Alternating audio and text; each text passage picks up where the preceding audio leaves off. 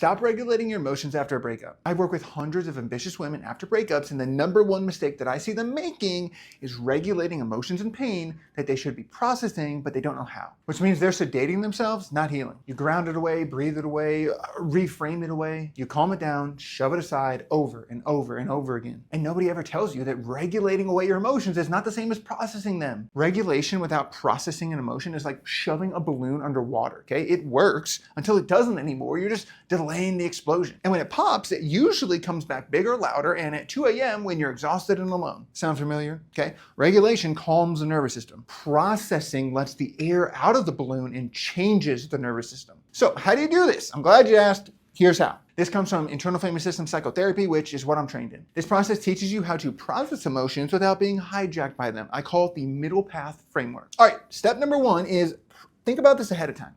Stop asking yourself in the moment, should I feel this or should I just calm down? Decide this before the wave hits, okay? Personally, I have a daily block with myself and a weekly block for processing with my therapist. All right, step number 2 is, are you gonna regulate this or are you gonna process this? Okay, so when an emotion hits, ask yourself, am I gonna regulate this right now or process this later today or this week? This gives your system certainty, okay? There's no shame either way. Not every moment is a processing moment and that's okay. All right, step 3A, if it's a regulation moment, do this. Ground your body, slowly exhale, and just remind yourself, I will come back to this. This makes regulation a pause, not a dismissal anymore. All right, step 3B is for when it's a processing window. This is where IFS comes in. All right, first, what you're gonna do is find the emotion or the part in or around your body. And when you find it, focus on it for 30 to 60 seconds, wherever it is. What do you notice when you do this? Is it big? Is it small? Is it close to you, far from you? Does it have any colors, sounds, shapes, pictures, mental movies? All right, then ask yourself, how do you feel towards this emotion or part of you? See if you're able to send some curiosity and some compassion towards this. If you can, right, now you can start to ask it some questions.